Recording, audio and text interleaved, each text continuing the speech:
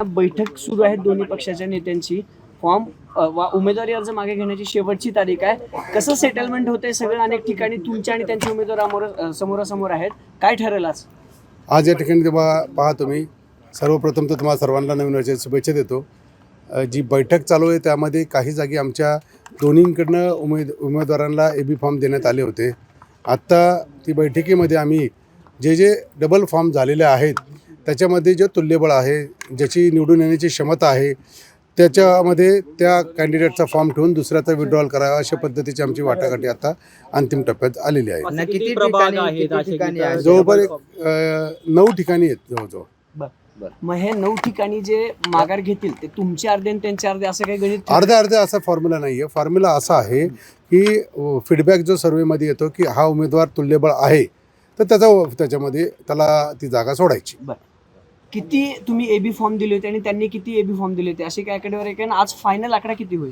जवळपास आम्ही 125च्या आसपास आम्ही त्या ठिकाणी AB फॉर्म दिले. त्यांच्याकडनंही 35-1च्या आसपास त्यांनी पण AB फॉर्म दिले होते.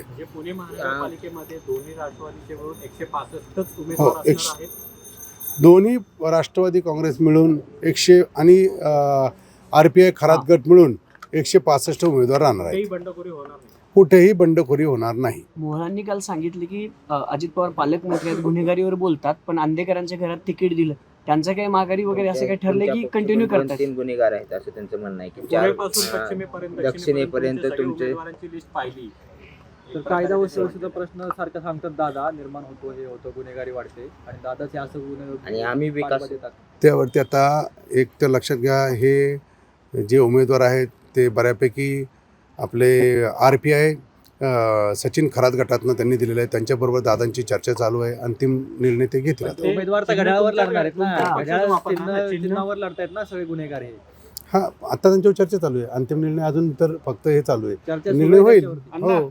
चर्चा दिलं जाणार आहे का? चर्चाकडून त्यांना घड्याळ चिन्ह दिलं जाणार आहे का? तो अंतिम निर्णय घेतील. आता चर्चा सुरू आहे.